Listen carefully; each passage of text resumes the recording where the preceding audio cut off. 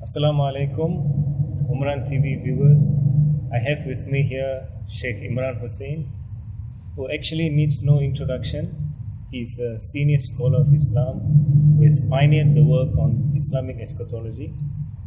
But there is something I would like to say as an introduction to him, which probably no one has mentioned before. I would like to say that Shaykh Imran is a poet.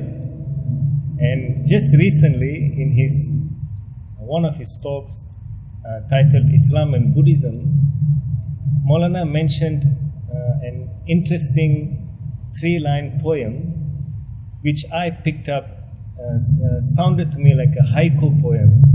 He said, Santa Claus comes on a reindeer from the North Pole with US dollars. So I found that very interesting to introduce Maulana now to you as a scholar who is a poet as well. So Maulana, thank you for allowing this interview. The subject of our interview today is Islamic spirituality and the teacher and the student in the pursuit of spiritual knowledge. I'm happy, Hasbullah, to have this chance to respond to your questions for the Umran TV, connected with the Tawfiq Center here in Kuala Lumpur in Malaysia. They have been so kind to invite me on several occasions to the Tawfiq Center, and it is for me a matter of to respond to the questions today, inshallah. Okay. So Maulana, you have often spoken about Musa alayhi salam and Khidr alayhi salam. And you have written two books at least on the subject, one Surah Al-Kahf and the Modern Age, and In Search of the Footprints of Khidr. But sometimes you also do mention of Maulana Rumi and Shams Tabriz, and whenever you mention their names, I feel kind of excitement in you, but you never actually spoke much about them. So may I request that you speak a little bit about Maulana Rumi and Shams Tabriz? Bismillahir Rahmanir Rahim. The pursuit of knowledge in the religion of Islam, and there is only one religion with Allah, and it is the religion of Islam, the same religion which came to Nabi Ibrahim alayhi salam, Nabi Musa alayhi salam, Nabi Isa alayhi salam, all the prophets of Allah, those whose names are mentioned and those whose names are not mentioned in the Quran, they are the same religion. And it is a characteristic of the religion of Islam that the pursuit of knowledge is a sacred activity. And the momentous achievement of Dajjal is to secularize what Allah has created to be sacred. And so today we now have this peculiar phenomenon of secular education juxtaposed against sacred education, sacred knowledge. In the pursuit of knowledge, you have the one who is seeking knowledge and the one who is teaching, or has been bestowed knowledge by Allah subhanahu wa ta'ala. And the first step on the way of the pursuit of knowledge in the teacher-student relationship is that a student must have in his heart a thirst for knowledge. He must be serious about his effort to acquire knowledge. We do not accept part-time education, part-time pursuit of knowledge. It must be a full-time activity, even if you're a medical doctor, you're a businessman, whatever you are constantly with a hunger, with thirst in your heart for knowledge. And that hunger and that thirst for knowledge remains with you all through your life. In the secular world, you do not have a counterpart of that hunger and that thirst for knowledge. Rather, you pursue knowledge so that you can get a degree, you can get a job. Full stop. I can go home and eat my biryani and go to sleep now. The second thing about the pursuit of knowledge is that we recognize that there is a link between knowledge and nur. The knowledge is nur. Yes. Knowledge is nur. And therefore, knowledge has to be approached in a manner which is appropriate for the acquisition of nur. One has to recognize the value of knowledge. One has to show respect for knowledge. One must ensure that one does not misuse knowledge. You do not acquire knowledge to become rich. You do not acquire knowledge so that you can advance in the dunya. You acquire knowledge so that inside of you, you may have nur. You may acquire knowledge so that you might be able to understand the world in which you live. And so there's a world of difference between the one who is pursuing knowledge to get a degree, to get a job, and the one who is pursuing knowledge for the sake of knowledge and therefore for nur. And then the seeker of knowledge must now search for the teacher. And the religion of Islam has come to us in the Quran, tells us that there is a difference in the teacher between that part of history prior to the last age and then Akhir Zaman. That the teacher in Akhir Zaman cannot be the same teacher prior to Akhir Zaman. Now, prior to Akhir Zaman, there is the ordinary teacher. Allah has blessed him with knowledge and he teaches, and mashallah for his effort. But in Akhir Zaman you need more than just the ordinary teacher.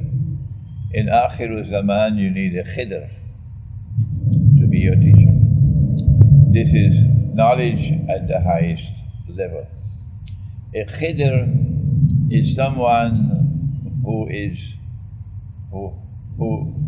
not only has knowledge which is externally acquired, but knowledge which is internally received. That Allah says about Khidr, وَعَلَّمْنَاهُ مِن لَدُنَّ عِلْمًا.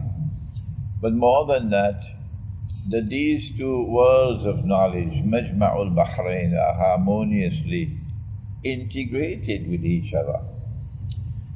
So you do not have two worlds of knowledge like Dr. Jekyll and Mr. Hyde. That I studied the Islamic disciplines and I get my graduation here, and I go to the university and I study politics and economics and I get my graduation here. And in the daytime I'm here, in the nighttime I'm there. I live with my feet in two boats. I'm traveling in two boats. No, we do not want two worlds of knowledge separated from each other. We want the two worlds of knowledge, the one externally acquired and the one internally received, to be harmoniously integrated with each other. And that can only happen with nur, and that nur must be used to study the Quran. And it is the Quran which will integrate the two worlds of knowledge. And therefore the model of the teacher in Akhir Zaman who will satisfy the hunger in the heart of the student is a Khidr. So what do you say, Maulana?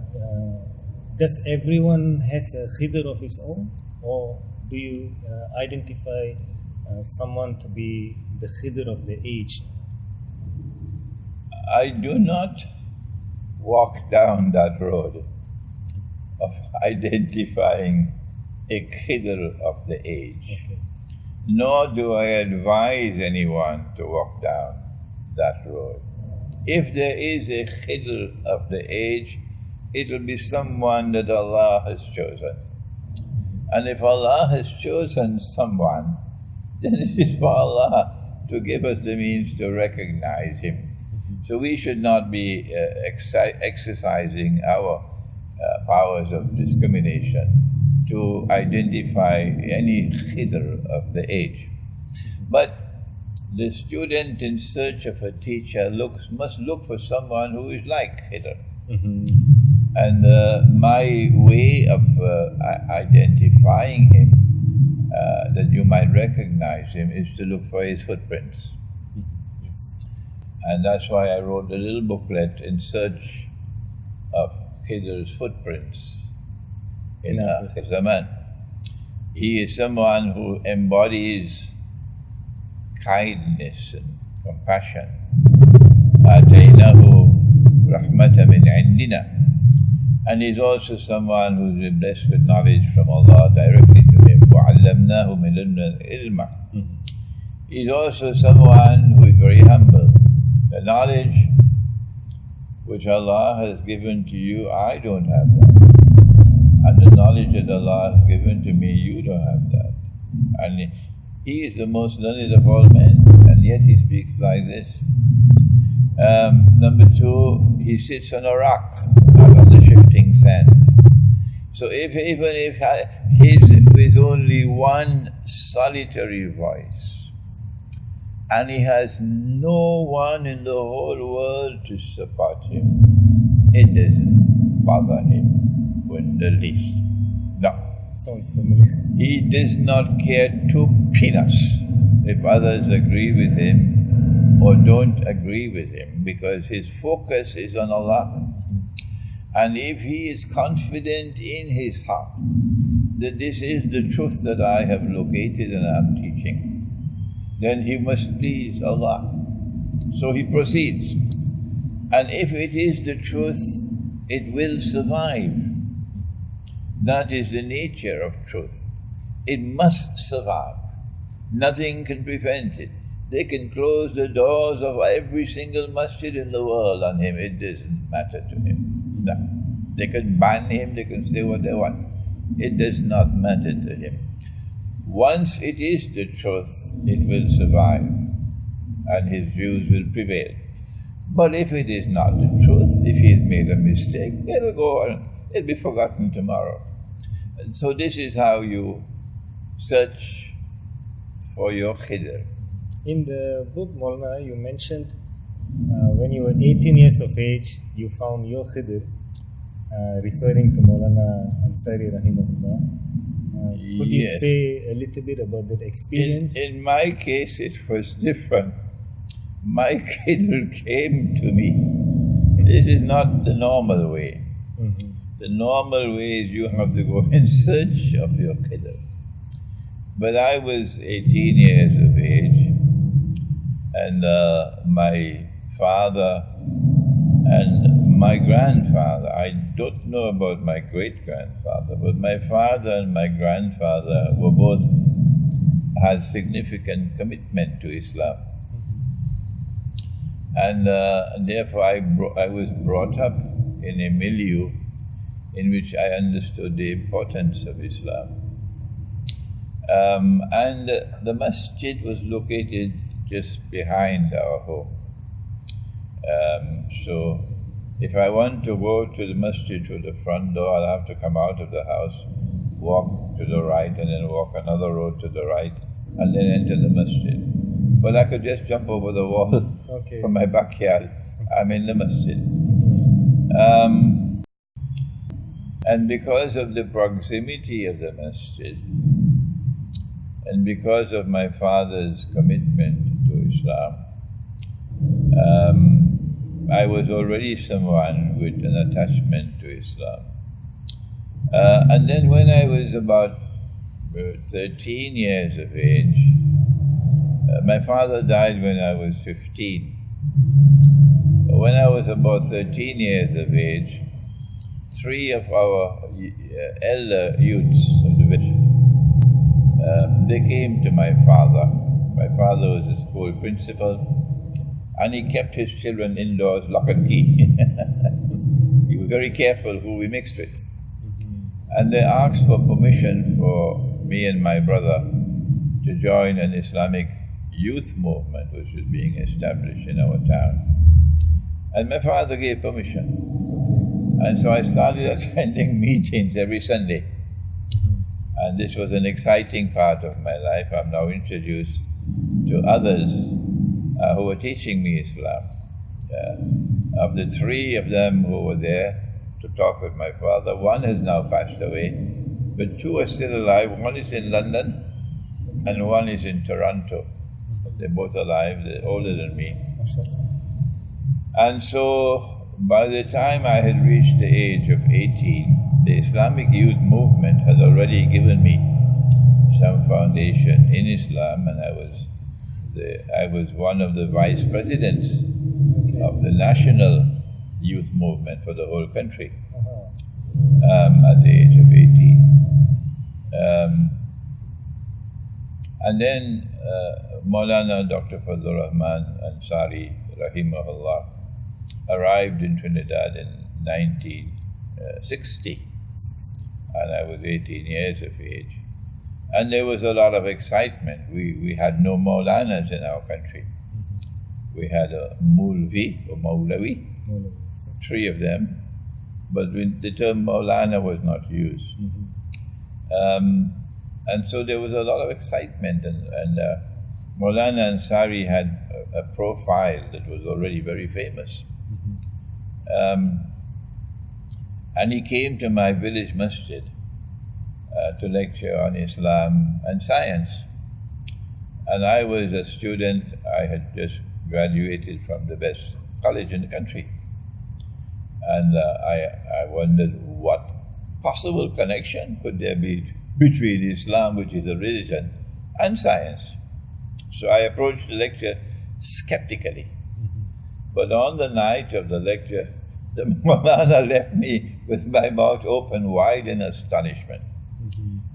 He was absolutely brilliant, and I was astonished, and I subsequently tried as best as I could to attend every lecture of his that I could. And then came the farewell program. He's leaving the country, and there's a huge crowd attending this last lecture, and I'm standing way down at the back of the hall, no place to sit down. And at the end of his lecture, he said, I want 5 young men of this country to come forward to proceed to study Islam abroad. And I decided in my heart, I want to be one of those 5. And then he left. But the impact of his personality, the impact of his scholarship, his spirituality, all of them changed my life. It changed my life. It took me 3 years before I could go to Al-Azhar on a scholarship. But when I went to Al-Azhar University, I couldn't find that caliber of scholarship to which I was exposed at the age of 18. At 18, you're on the board. You're on the border now of being an adult scholar. So I'm not a little school, and I could recognize the value of his scholarship, and I couldn't find that scholarship at Al-Azhar. Even at that time. No. And I was about to leave Al-Azhar. My family were advising me, and I was choosing a career of law. And I was going to go to Britain and enroll in a school of law and study law, become a lawyer, because I have a natural ability for the law. Then he wrote to me from Pakistan. He says, I got this news, it's broken my heart. I'm establishing an Institute of Islamic Studies in Pakistan. We're not yet ready to start, but I'm writing to you to come. There were three of us. Zaid Ali Bazel, who is now passed away, Abdul Wahid Abdul Hamid, who is a distinguished, learned writer on Islam, living in Britain, and myself. So out of the three of us, Abdul Wahid says, no, thank you, I'm heading for England. Okay. So he went to England, and he did a master's degree in history, I think, the London School of Economics perhaps, and emerged as a very famous writer, writing school books, for example, for Islamic schools. And Zaid Ali Bazel and myself decided to accept his offer, and we left and went to Pakistan. When we arrived there, the institute had not yet started. We were the first students. It's the best decision I ever made in my life, to leave Al-Azhar University and to go to study with Maulana Fadlur Rahman Ansari in Pakistan. And the years that I spent studying with him in Pakistan, it very plainly and clearly established for me that this man was indeed my Khidr. Yeah. So now a little bit about critical thinking, Maulana. You always encourage your students to think critically, but now the academic world has almost exclusively claimed critical thinking for themselves. And in the secular universities, and especially the academic environment that Dajjal has created today, critical thinking is causing the young people, or this generation of people, to turn slowly away from Islam. So when you say critical thinking, could we say, are you speaking more about fiqh? And could you explain this thing called critical thinking? The universities are lying. They're lying when they say they are their foundation is on critical thinking. Rather, it is not critical thinking, it is an insistence on conventional thinking. What the universities have done is to establish themselves as policemen of knowledge and of thought. And if you dare step out of line, they will come with a chopper to chop off your head. A student left Ghana to study at a university in Canada on a Canadian government scholarship. And he is advanced now, and he's reached his PhD. And he's writing his thesis and is about to submit his thesis. When I organized a seminar in Trinidad, in Tobago, and he wrote to me he's interested in attending the seminar. And they intercepted that email. And from the day they intercepted that email, finished. They then started putting roadblocks on his way, and eventually frustrated him, cut off his scholarship, and he had to return to Africa without being able to get his PhD. Is that critical thinking, or is that bogus thinking? They allow you to think provided you think on the road that they determine you must think. Is that critical thinking? No. That's the university today. You have got to be careful now. If you say that it was the Israeli Mossad and the CIA who planned and executed 9/11, rather than some Osama bin Laden and some Afghan men hiding in some caves in Afghanistan, that's it. Your career is finished. You cannot proceed with your studies. You are not what they call a blacklist. I don't know why they don't like the color black. So that's not critical thinking. Critical thinking is something else. Critical thinking is possible only when the mind is free and there are no roadblocks. Once you have to stop on the road to knowledge because you're not allowed to proceed, you're now bogus. We cannot trust you. That's right. The one who is a critical thinker is the one who has absolute freedom to think, with nothing to stop him.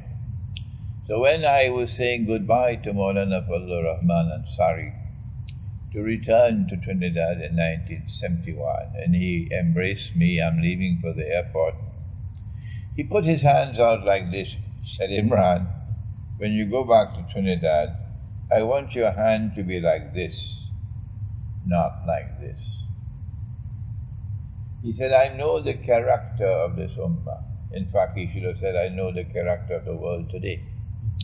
So long as you are dependent on them for your livelihood, he who pays the piper calls the tune.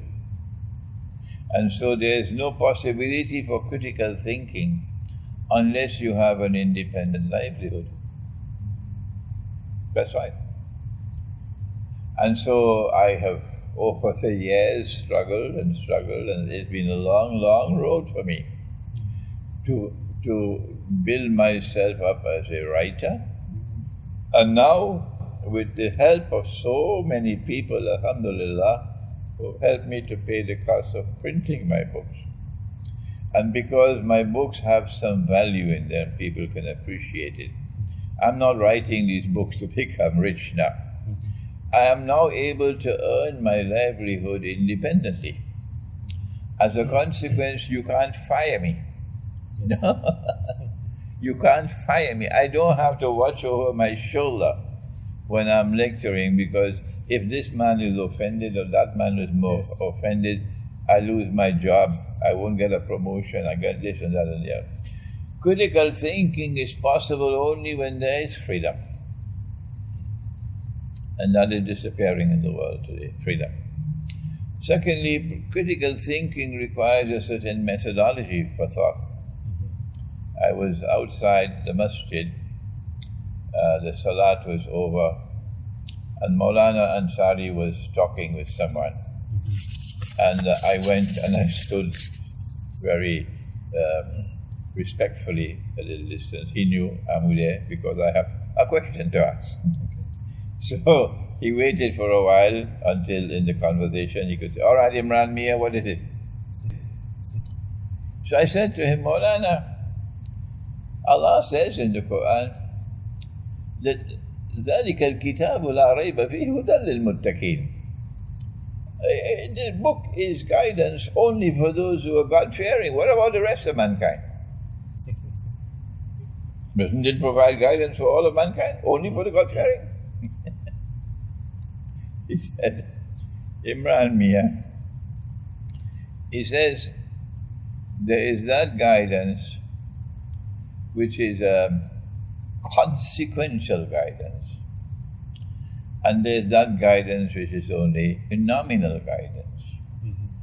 He says, for those who do not have the fear of Allah in their hearts, the guidance in the Quran is nominal guidance. But for those who have the fear of Allah in their hearts, the guidance in the Quran is consequential. It can change their lives and they can use it to change the world. And there's a world of difference between these and those. He looked up, he pointed to the sky. It was late afternoon. He says, there are millions of stars up there in the sky. For these people, they look up, they only see some pretty lights. They call it starlight. The night is beautiful, so many stars in the sky. That's all they see, the beauty. But this one, who has the fear of Allah in his heart, and for whom the Quran gives him guidance, the Quran points to the same stars, and the stars are there to guide you. وَبِالنَّجْمِ هُمْ يَهْتَدُونَ. And in order for the stars to guide you, you're out there in the middle of the ocean in a ship, and you need direction. You have to be able to read the stars. And you can only read the stars when you learn how they are connected with each other. Similarly, with all other branches of knowledge. It is the connection between the verses of the Quran, the connection with different branches of knowledge and so on. that you can then be able to connect the dots and understand the world and proceed with the pursuit of knowledge. That is part of the essence of critical thinking. That brings us to the subject of methodology. You have always spoken about methodology. Now there is external knowledge, and you have explained something called internal intuitive insight. And there seems to be a methodology for both. And the secular education or the universities or whatever is acquired externally, including the Darul Ulum, they have designed a certain traditional way of teaching and acquiring that knowledge. Until today, they also speak about, especially in this region, Malaysia, Indonesia, Singapore, they speak constantly about sanad. Where have you learned this book from? Which teacher have you learned this book from? Or how did you know this subject? Where is your sanad?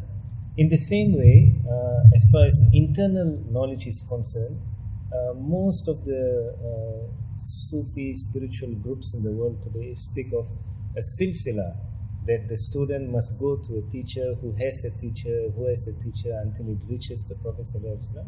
And is your silsila authentic? Now, I have heard you, Maulana, mention many times that the methodology for both has now changed because of the times that we are living in. Could you explain a little bit about this change, why this change, and how this has changed? The methodology for the pursuit of knowledge externally acquired has not changed. It is that they were using a defective methodology. And Maulana Fadlur Rahman Ansari had to come forward in his book, The Quranic Foundations and Structure of Muslim Society, to correct that defect. Knowledge, the pursuit of knowledge in Islam requires that we recognize that absolute truth is located in the Quran. Only the Quran delivers absolute truth. All else beside the Quran is relative. Only the Quran is absolute. And hence it follows that the Quran must sit in judgment of knowledge located outside of the Quran. And so a hadith cannot have the same status as the Quran. If a hadith is in harmony with the Quran, then we close our eyes and accept it. But what do we do when we find a hadith which is in conflict with the Quran? This is where Maulana Fadlur Rahman Ansari has made his mark in correcting defects in the methodology. That Nabi Muhammad bin A'udhu Billah married a child. He married a child. And the hadith is in Sahih Bukhari, it is Sahih Muslim, it's all the books. That Aisha radiallahu ta'ala anha was 6 years of age when the marriage took place. And she was 9 when the marriage was consummated. Well, we're not concerned with the date of consummation. We're concerned with the date of marriage. And this hadith is in manifest violation. It is in violent conflict with the Quran, where the Quran insists that you cannot marry a girl until she's reached the age of puberty. When she's reached the age of puberty, now she can become a mother.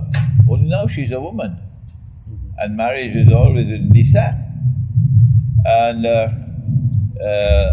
the Quran says, "Nisa'ukum harsul lakum fa'tu harsakum anna shi'tum." That they are your fields that you plow and you plant the seed. And if Allah so wills, the seed can germinate and the baby can be born. But a girl prior to the age of puberty does not qualify as a field that can be plowed for planting a seed. It's elementary. So how can you marry a girl? And that is, this hadith is in violent conflict with the Quran. And Maulana Ansari did not use this language that I am using. In his age, it was very dangerous. In this age, I don't care two peanuts what they think about me. No. So he simply used this term. She must have been about 17 years of age. That's what he said. And because his language was very guarded, they didn't cut off his head for that. But they want to cut off my head, go ahead. The truth will still survive. You can kill a man, you cannot kill the truth. So Maulana Ansari corrected defects in the methodology of the Darul Uloom.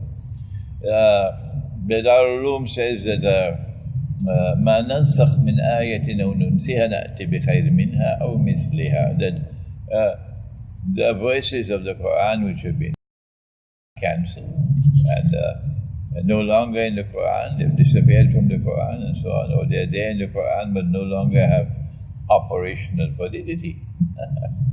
And Maulana Ansari said, no, they're wrong. No verse of the Quran has been cancelled or abrogated. None. Every single verse of the Quran still remains with an operational validity. And here he parted company with the entire world of Islamic scholarship. It didn't bother him. He parted company. He didn't publicize his views. For the pursuit of knowledge in Akhir al-Zaman is different. The Quran is comprised of two kinds of verses. You have the ayat muhkamat and you have the ayat mutashabihat. And ayat mutashabihat cannot be interpreted without knowledge coming directly from Allah. And Allah will choose to send that knowledge when He chooses. And it is in this time, Akhirul Zaman, that He sends the knowledge that we need to interpret the ayat mutashabihat. So if you're stuck with only ayat muhkamat and you're incapable of interpreting ayat mutashabihat, what is the value of your methodology in Akhir Zaman? So many verses of the Quran which need to be interpreted to be able to understand the dunya today. وَأَلْقَيْنَا عَلَى كُرْسِهِ جَسَدٍ. They could not in the previous age recognize that Jasad was Dajjal. Yes. But in this age Allah sends down the knowledge and we're able to interpret that the Jasad is Dajjal. The world of Islamic scholarship now turns violently towards you. What is this man? Where did this knowledge come from? We never had this knowledge before. They are incapable of assimilating new knowledge in Akhir Zaman because they do not accept interpretation of ayat of the Quran and ahadith which they never heard before, like the mountain of gold coming out underneath the river. Okay, so Maulana, this as you have mentioned, can we call this Ta'wilul Ahadith as mentioned in Surah Yusuf 3 times? Nabi Yusuf alayhi salam said, or Allah said, وَكَذَلِكَ يَجْتَبِيكَ رَبُّكَ وَيُعَلِّمُكَ مِنْ تَأْوِيلِ الْأَحَادِيثِ. And also Yusuf alayhi salam said, رَبِّ قَدْ آتَيْتَنِي مِنَ الْمُلْكِ وَعَلَّمْتَنِي مِنْ تَأْوِيلِ الْأَحَادِيثِ. That spirituality today, or looking for such a man to learn from, must be able to interpret events or do ta'wilul ahadith. The ta'wilul ahadith allowed him to be able to interpret dreams and interpret visions, and he did it. The ta'wilul ahadith also allows us to connect the dots of history and to interpret events unfolding in the world. I missed the bus. I could not connect the dots, and I could not therefore read and understand the role of the Soviet Union in history. All these years, only now I'm able to recognize that the Soviet Union played a critically important role in preparing Russia to stand up today against the West. I could not understand the role of Mao Zedong in history, the communist China. Now I recognize that Mao Zedong and his communist revolution in China played a critically important role in building China to the stage where today it can stand up and defy the West. You see? So the ta'wil hadith is the internal knowledge with which we're able to understand and connect the dots and interpret events. It's not meant to perform miracles and so on. Ta'wil al-hadith also, of course, is for interpreting dreams. I have not been blessed with that knowledge for interpreting dreams, and maybe Allah in His wisdom knows why He has not given me that knowledge. On the other hand, on paper money, Maulana, could we say that paper money today is the litmus test to identify whether a scholar of Islam is, whether we are ready to learn from this scholar of Islam, to identify this man who understands the age? Because if the man knows the world today, he must be able to identify the nature of this money that we use.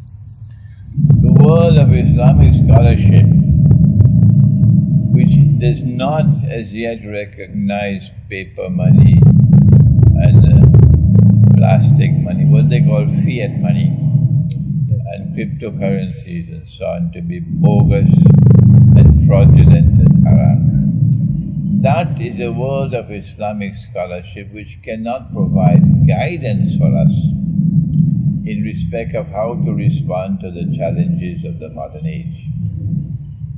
Meaning the challenges which has come from modern Western civilization.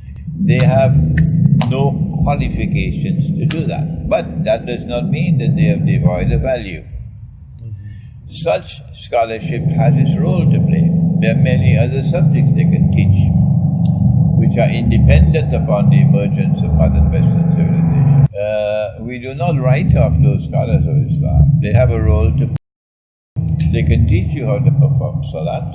I wish they would also teach people how to perform wudu. But that world of Islamic scholarship has no credentials whatsoever in guiding people in respect of the modern age. Whether or not you are allowed to vote in elections of the modern secular state, they should keep silent because they have no credentials to answer that question. Lastly, Maulana, one question on the role of Quran recitation. You have encouraged us to read Quran regularly, and you also mentioned that you went to Geneva with the Quran in your heart. Now, what is happening in the spiritual circles of the Muslim community, the Muslim world, is that the Shaykh is giving the student something like doses of Quran recitation, as if he's giving cures for the ailments of the heart. So they have only reserved the recitation of the Quran as if it is shifa for the person's diseases of the heart. I have heard some sheikhs also discourage the students from reciting the Quran. They have said, this is not for you at this stage, you will not be able to understand the meanings or grasp the meanings now. And they have said, okay, maybe a few pages a day is enough for you. So how do we look at these kind of teachers, Maulana, if we are to, you have encouraged us so forcefully to take it up as a habit, but then in the world of Islamic scholarship, we don't really find that, especially in the spiritual circles. Allah says about the Quran that He sent it لِقَوْمِ يَتَفَكَّرُونَ. He sent it to people who think. He never said He sent it to the ulama. Every single believer has been endowed with the capacity to think. Everyone. And if we fail to think, we pay the price. And so the Quran has to be studied. The first statement declared in the Quran is that it is huda. guidance. And in order to locate the guidance in the Quran, you got to study the book. I have argued that no one can study the book unless you're reciting the book. And that's why the book itself is named Book of Recitation, Quran, Book of Recitation. Reading is done with the eyes. But Allah has said, لَا تُحَرِّكْ بِهِ لِسَانَكَ لِتَعْجَلَ بِهِ. So recitation is done with the tongue, The tongue must move in order for you to recite the book. وَإِذَا قَرَأْنَاهُ فَاتَّبِعْ قُرْآنَهُ. And when we have recited the book, meaning when Jibreel alayhi salam has conveyed to you our method of recitation of the book, you must follow that method of recitation. Okay? So we are advised, we are encouraged, we are ordered to recite the Quran. In Akhir Zaman, if we neglect the recitation of the Quran as it ought to be recited, which is once a month, cover to cover, if we neglect that, number one, we will never be able to study the Quran, because the Quran describes itself as ruh. It's a ruh from Allah. And as a ruh from Allah, it's a living thing. The Quran knows if you are reciting the Quran or not. The Quran knows if you're neglecting the Quran. The Quran knows if you're reciting the Quran only mechanically. Okay? The Quran knows if you're reciting the Quran with no understanding. All of these things the Quran knows. So you've got to recite the Quran if you're able to, if you want to study the Quran. And the recitation of the Quran eventually must be with understanding of what is in the Quran. But there's a second reason why we need to recite the Quran in Akhir Zaman. This is the age of the greatest danger of all. They are subjected to danger of all kinds. The danger of attacks from Dajjal, the danger of attacks from Gog and Magog, the danger of what Dabbatul Al can do to us. And how do we respond?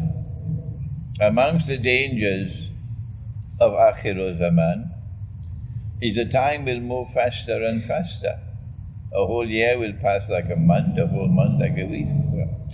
If you have the perception that time is moving faster and faster, the implication is that Dajjal has you in his embrace. You've got to slow down. And it is the Quran, the recitation of the Quran with the moon that will help you to slow down. But the Quran has yet another function to perform in Akhir Zaman, saving you from the embrace of Dajjal. وَإِذَا قَرَأْتَ الْقُرْآنَ جَعَلْنَا بَيْنَكَ وَبَيْنَ الَّذِينَ لَا يُؤْمِنُونَ بِالْآخِرَةِ حِجَابًا مَسْتُورًا. Allah, when you recite the Quran as it ought to be recited, Allah will place a hijab to separate you from those who are wicked and who want to damage you and attack you. And that hijab, I can translate it as a covering, and they say it's invisible hijab. But the Quran, which is a ruh from Allah, performs this miraculous function of protecting us from dangers in Akhir Zaman. This is what they do not understand when they said to the people, you don't have to recite the Quran. So Musa alayhi salam actually undertook a long journey to physically go and be in the company of Khidr alayhi salam.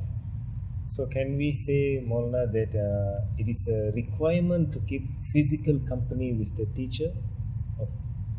If someone identifies someone as the Khidr, or someone he can acquire this knowledge from, does he have to physically accompany him? The purpose of his going in search of the teacher was not to be able to shake his hands or to embrace him or to look at his face and hear his voice, but rather to acquire the knowledge that Allah had given to him. And so as we search for our Khidr in this age, if it is possible for us to get the knowledge, without having to travel to meet with him. That will fulfill the objective of acquiring knowledge. Today, the knowledge is available. You can get books. The books are available. The books are cheap. Instead of going and buying a Kentucky Fried Chicken, a box of Kentucky Fried Chicken, the same amount of money can be used to buy a book.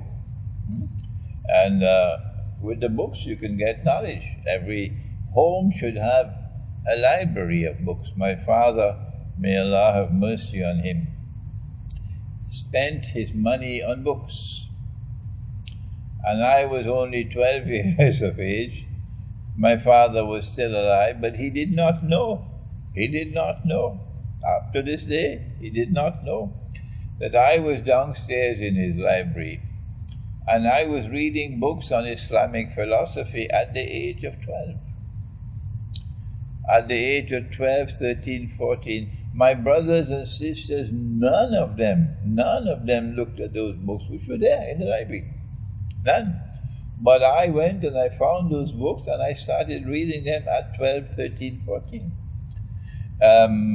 So I already had an introduction to Islamic philosophy and Islamic history from good writers. He chose good books. And so if you can acquire the knowledge from books, you don't have to go to meet the Khidr.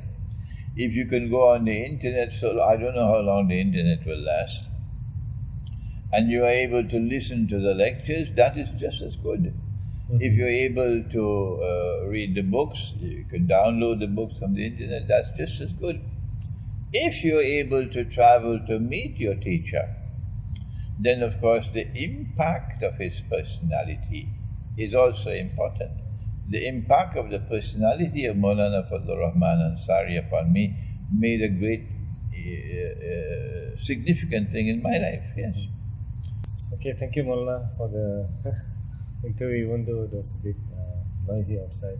Yes, well, I am grateful for this opportunity, and I want to thank Tawfiq Center for the invitations that they've been extending to me to lecture at the center, and pray that Allah might bless them, and Hasbullah as well, that Allah may bless you to one day become a scholar of the world of Islam. We'll be proud, inshallah. Thank you.